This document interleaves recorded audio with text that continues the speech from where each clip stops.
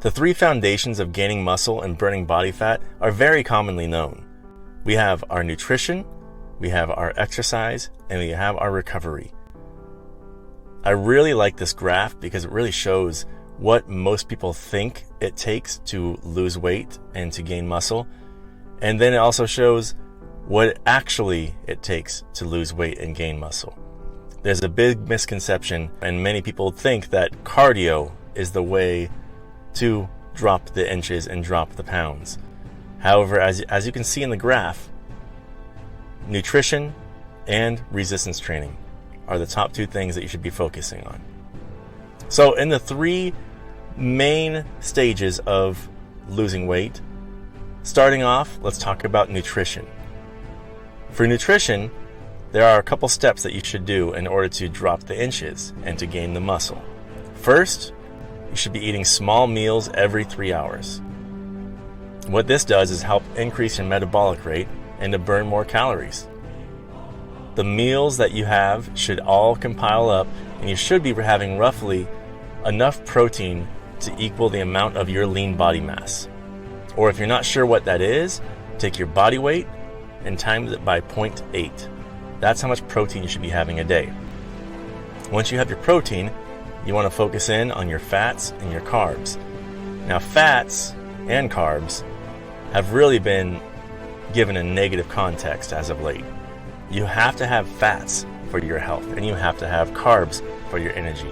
So make sure that you don't overdo these things, and you should be aiming for a caloric deficit. Caloric deficit ultimately is taking in less calories than you burn. You burn more calories than you take in. So that's the aim for your nutrition. And a simple step that I always give it for advice is to eat your protein first, followed by your veggies, followed by your carbs. The next step I want to talk about is our exercise. Now, as we talked about before, the exercise to burn fat and to gain muscle isn't cardio. It is resistance training. And of course, cardio is good for you. Cardio is good for your heart. It's good for your heart health. But with resistance training, you will gain muscle, and that muscle will burn more calories throughout the day. So your exercises should be more focused on resistance training and weightlifting, and throwing in some cardio days to keep your heart healthy as well. Lastly, and most commonly and most leastly talked about, is our recovery. Recovery is absolutely essential.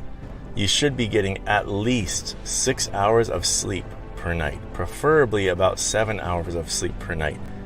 Ultimately, you want to get over 4 hours of REM sleep, which means your 6 to 7 hours needs to be uninterrupted. Your majority of your growth occurs while you are asleep. So you really have to focus on making sure that you're getting the best rest. Some tips for getting the best quality sleep. Number one, do not look at anything ultraviolet, any kind of lighting, 30 minutes before bed. I would recommend going and reading a book, or going for a little bit of a walk, or just resting in meditation or prayer. Your cell phone and your TV will actually cause you to be a little bit more alert and a little bit more awake and have a harder time to get into a deep sleep. So make sure that you are at least giving yourself 5 to 10 minutes, but preferably up to 30 minutes without the cell phone and the television. Now, with these three pillars, the nutrition, the exercise, and the recovery, if you can really focus on each of these, you will see results and you will feel results.